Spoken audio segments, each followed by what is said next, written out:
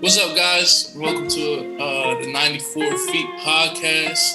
I'm your host, Jalen Simon. I'm here with my co-hosts, Cody and Jacob. What's up, guys? How you doing, Jalen? What's going on? Chilling, man. Very excited to see where we can take this. It's gonna be fun. Yes, sir.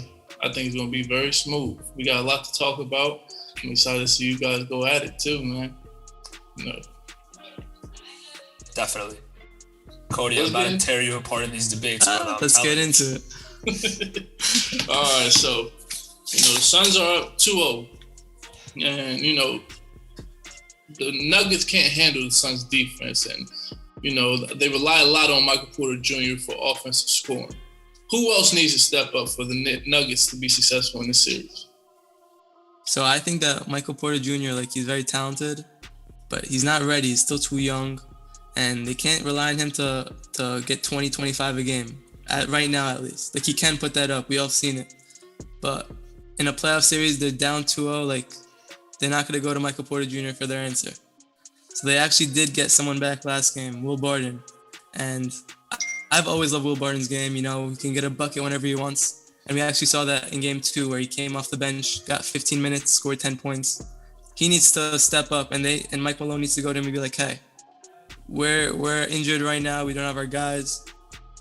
You need to step up and basically take on the role of being the primary guard and being that pick and roll with Jokic and put up 20 plus points. Okay. That is a solid response. I do agree Will Barton is a great player. However, I don't think he could be that next man up to step up and be the second option for Jokic. Will Barton is a great player, but he's just coming off an injury. First game back, he did play pretty well, but giving him the weight of being the second scoring option and being the first player Jokic passes to instead of Porter, I don't think that would work. Although it hasn't been working for Porter recently, and I know he's young. Porter is a very great scorer, and he's just so tall and plays like very similar to Kevin Durant, just shooting over players. Yeah, he's been pretty inefficient and ineffective recently. But I think he can step up for Game 3, definitely. I fully expect him to. He's due for a big game, definitely. And I don't think Will Barton could definitely be that third guy. And he is probably, I would say, the X factor for this team. But if the Nuggets do want to win games, I need to see Porter Jr. dropping 25 points the way he's capable of, because he is a very capable scorer. So, also what the Suns have been doing, they've brought the Jokic's assist count down. He's been resorting to shots or making difficult passes. He hasn't been getting the 8 assists he's been getting in the regular season. So, if Jokic can find Porter for those open shots, I think there's a very good chance that the Nuggets can steal Game 3. But, the Suns team is on fire right now. Their defense is great. So we're going to have to see what happens in Game 3. I don't disagree with you where Porter can't do all that. He can do all that. But it comes down to a confidence thing. And I don't think he has the confidence to take this series on his shoulder. You said how Jokic needs to find him. Porter needs to go in his bag and get his own shot. You mentioned he's like Kevin Durant. He has that kind of skill set, and he does have that skill set. But until he realizes that and he utilizes it to his full ability, I don't trust him yet. So I want to propose a question to you guys. Yeah. So you mentioned Will Barton. Which of those two players, Will Barton and Michael Porter Jr., do you see the most compatible with Joker? Will Barton for sure. Will Barton? Because Jokic is he likes to do these handoff pick and rolls, and I think Will Barton's like a slasher, Michael Porter Jr. is too, but again, it comes down to the confidence thing.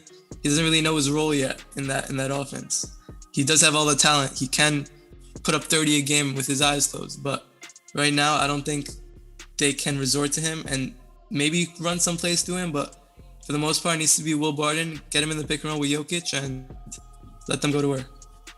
Yeah, I think Will Barton is more compatible with Jokic. I definitely agree with that because Porter's more of a shot creator. But you need that second man, which normally would be Jamal Murray, and this wouldn't be a conversation obviously if he was healthy. But the Nuggets did manage to win a series without Jamal Murray. So, if Porter plays Porter did play well in the first round. I remember one game he had like 6 threes in the first quarter. If you could ball out like that, we might have an interesting series. So we'll see.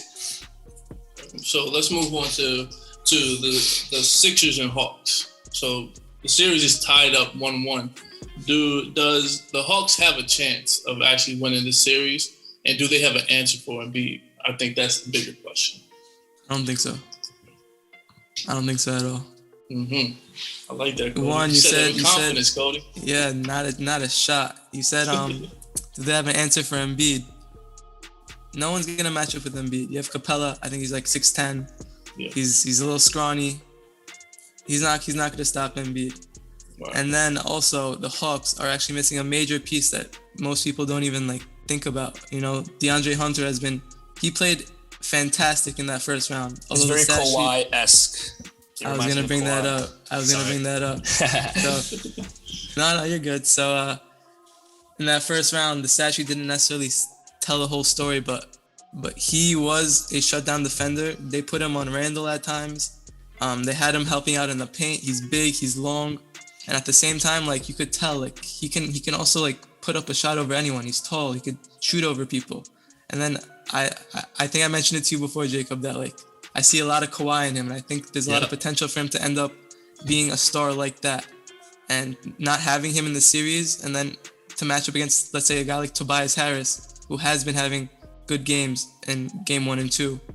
I think that's a huge disadvantage for Atlanta, and I think because of that, they do not have a chance in the series.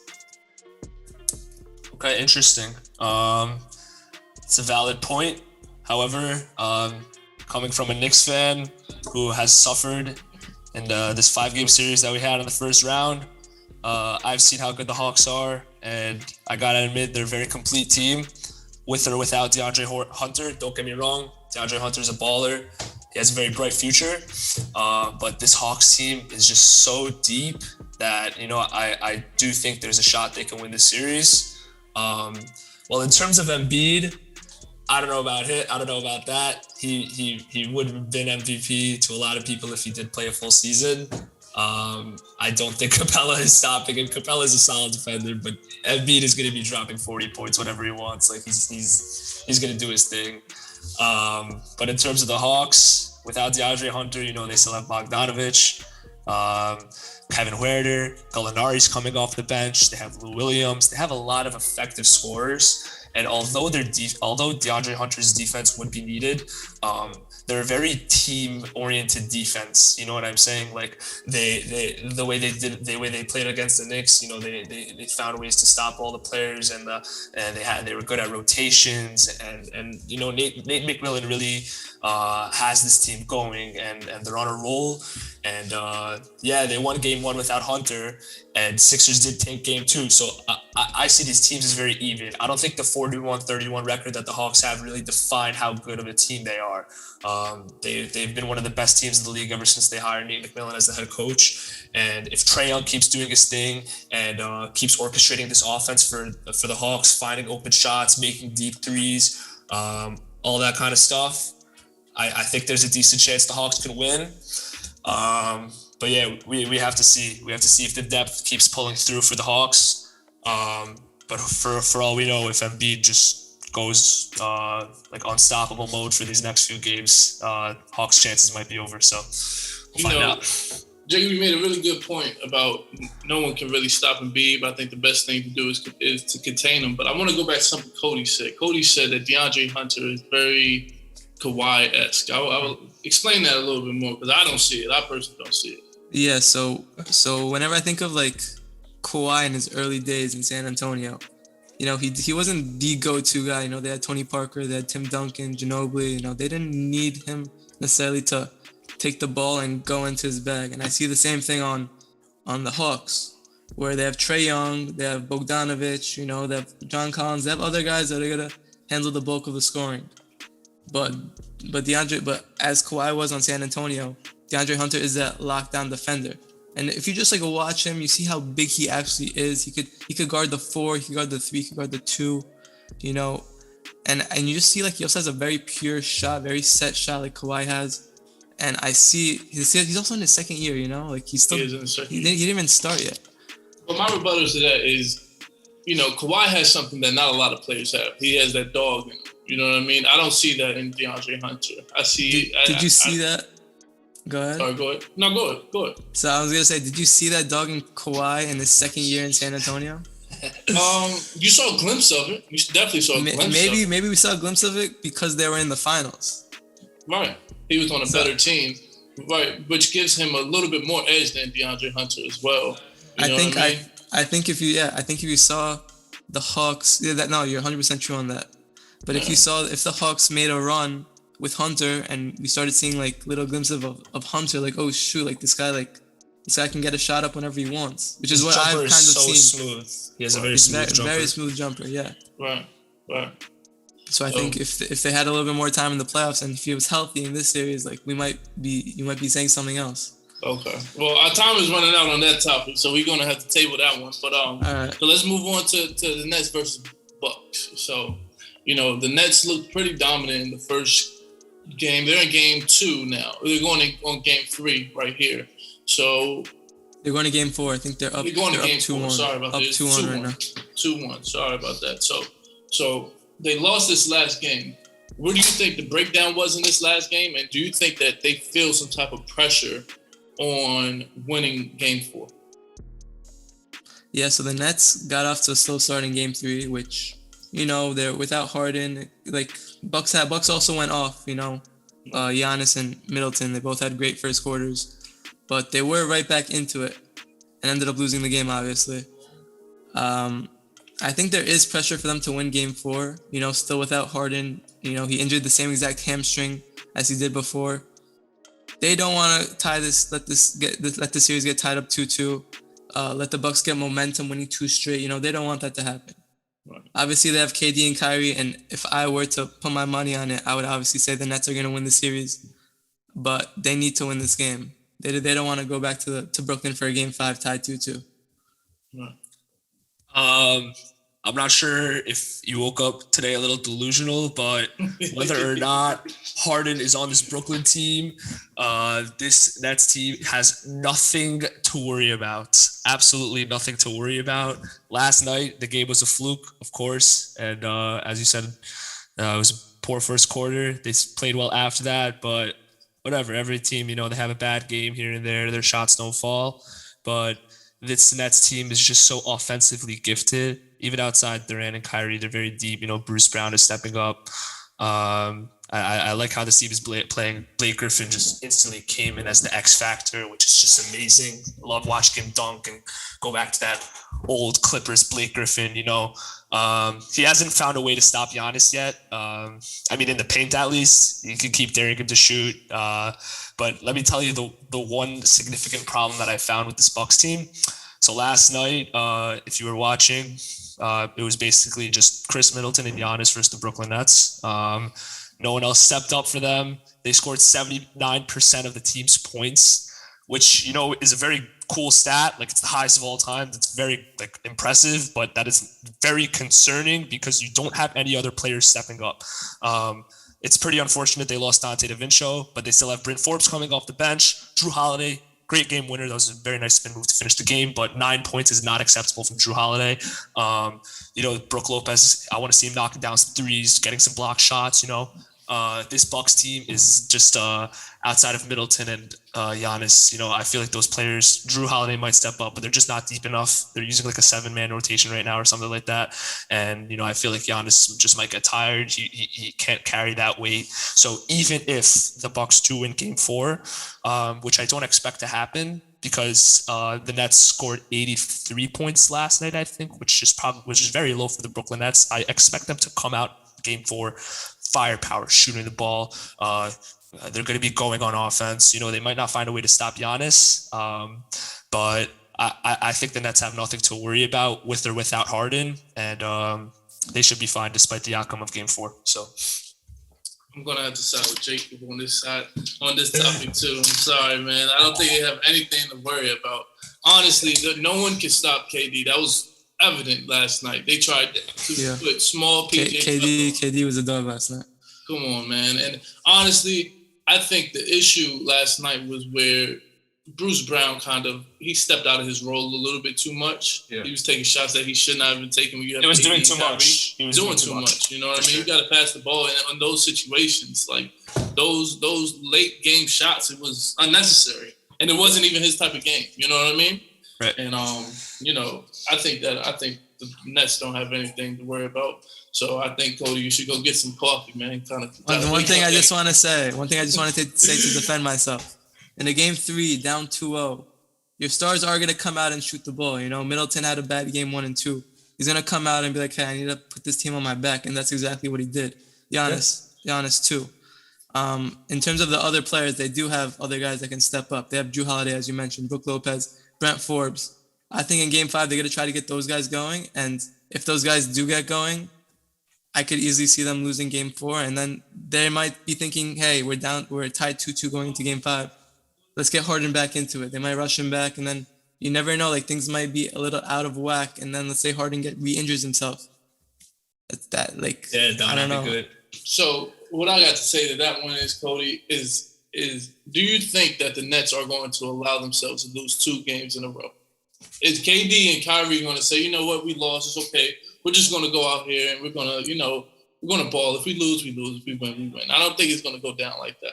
You guys aren't giving enough credit to the Milwaukee Bucks.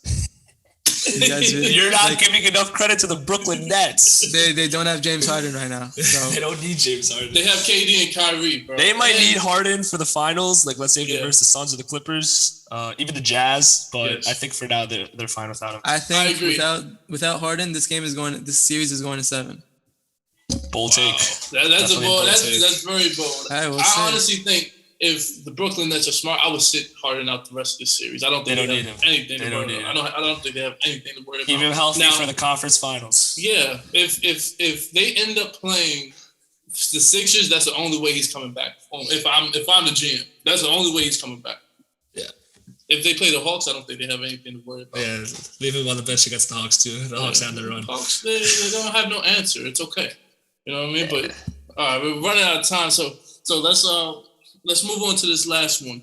So the Clips are down 2-0 now. And the Jazz, they kind of been in this type of groove that's kind of unstoppable offensively. What type of adjustments does the Clippers need to make in order to win this game 3? So Kawhi just needs to put it in his mind that he's the best player on the court, even though he's not playing like it. Donovan Mitchell's obviously outplaying him.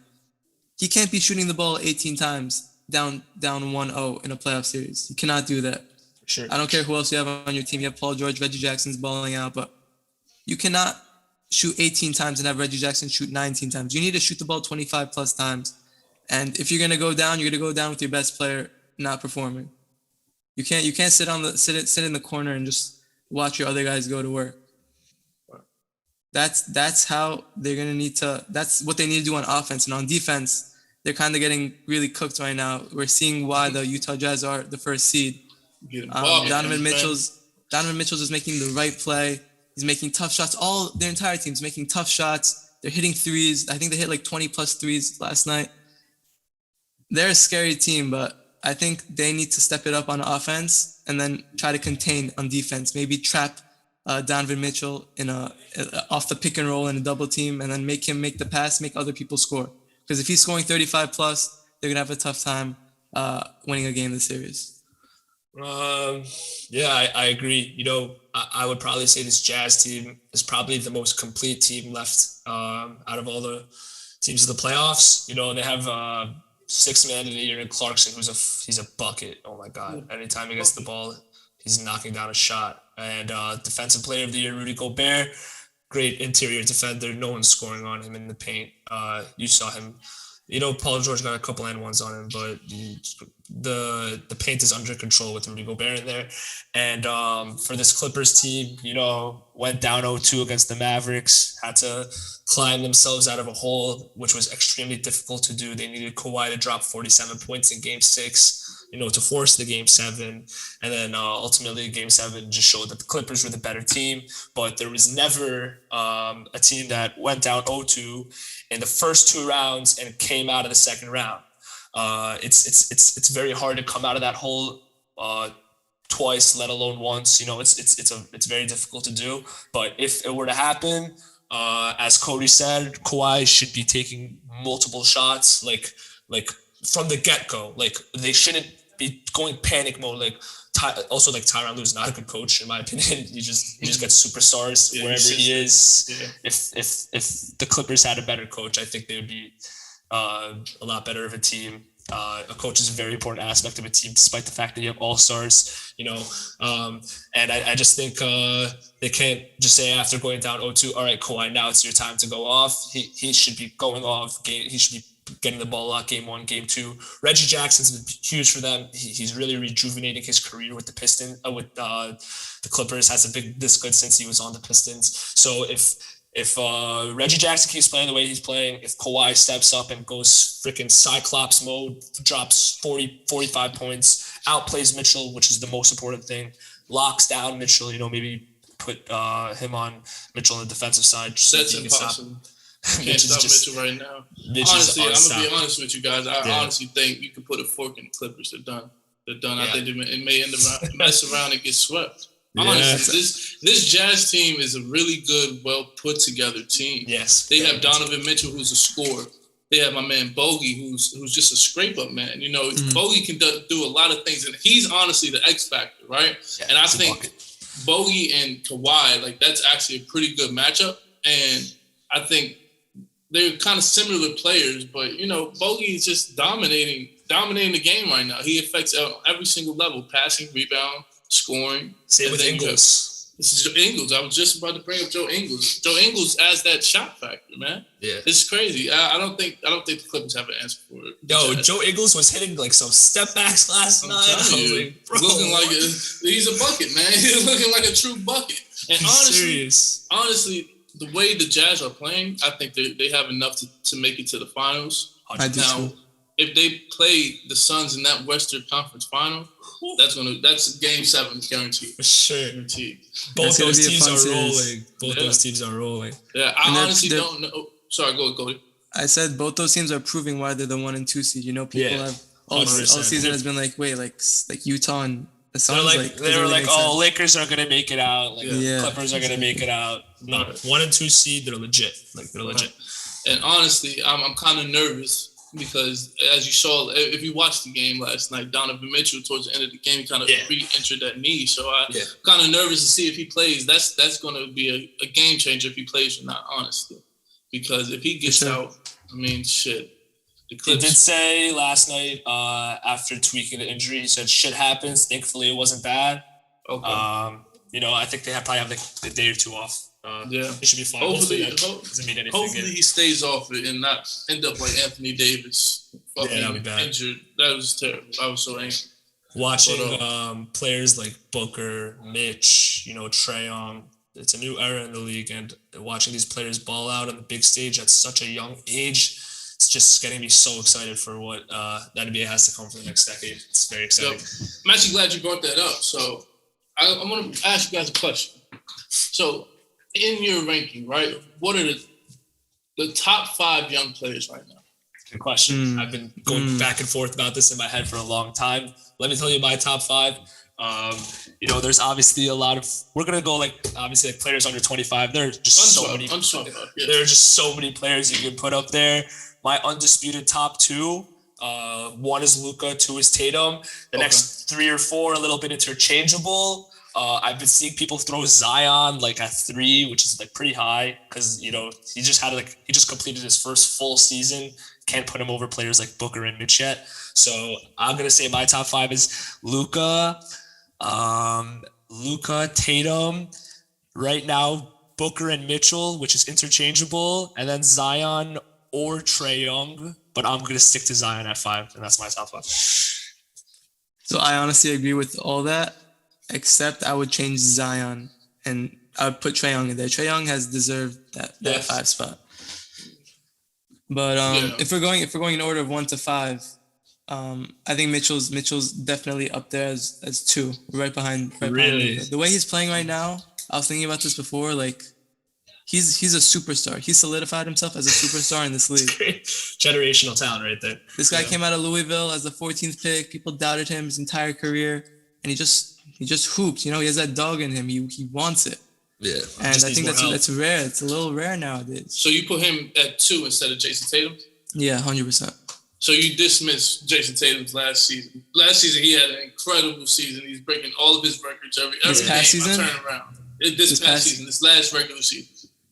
No, Tatum's good, but if he was also like the only guy on that team, if you think about it, like Jalen Brown got injured, Kimba towards the end of the year.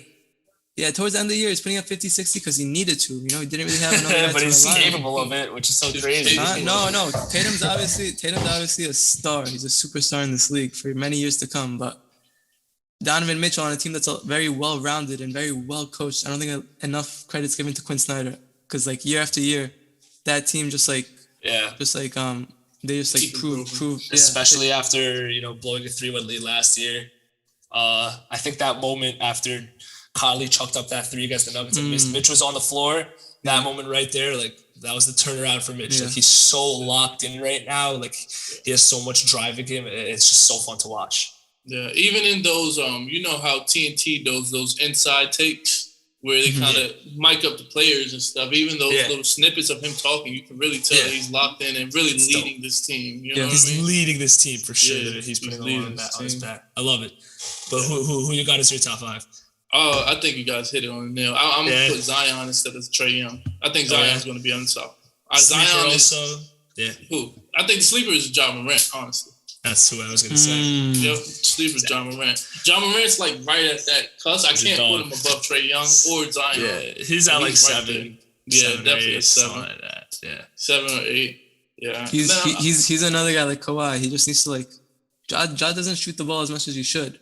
You can get to the rim whenever you want. I think he's going to work on his 3 this offseason. He's going to really that too. He stepped it up towards the end of the season. If you saw at the play-in tournament game, like the Warriors were just tearing him to shoot. He was knocking those shots down. He almost had a 50 bomber in one of the playoff games. So yeah, the future is bright for Ja Morant and the Grizzlies. It's a good team. Nice young team. They're definitely a good team. I think they are the most up-and-coming market in the NBA, honestly. Memphis is a big town, bro. Memphis is really huge for like jazz and shit like that. So I think if you check out their games, like their games are always packed and they have diehard fans there. Yeah, they do. They have a really up and coming. Plus, they're betting on the youth, and I think that's where the NBA is headed. You know what I mean? Just focusing on the youth. It's becoming a younger and younger league as the years go on. I think after the Thunder, I'm pretty sure the Grizzlies are the 2nd youngest team in the league, like on average, which is honestly nuts because they were the 8th seed and they even stole a game from the Jazz. Maybe just add a couple veterans, to the team, and a little bit more experience for these young players, and they should be really good for years to come. By the way, they stole a game from the Jazz. Without Mitch. Donovan Mitchell. Without Donovan Mitchell. That shit don't count. Mitch. It's still impressive. It's still impressive. And if I'm being honest, you guys are like hyping up the Grizzlies a little bit. I don't like the Grizzlies whatsoever. Like Dylan Brooks, bro. He's a ball. Dylan Brooks is good. Dylan Brooks is good. He's a dog on defense. Kyle Anderson. Jaren Jackson Jr. Like these Jaren Jackson Jr. when he shoots, I get mad nervous. I'm like, what the fuck did he do? I'm like, listen, it goes. He's a whack shot. But like I don't see like a guy like Jaren Jackson Jr. like Valanciunas. I don't know if he's gonna be there long term. Like I think he's getting a little bit older. True. I feel that. Also, the West is very stacked. Yeah. I don't see them being I don't see them being a top 5 team in the West anytime soon.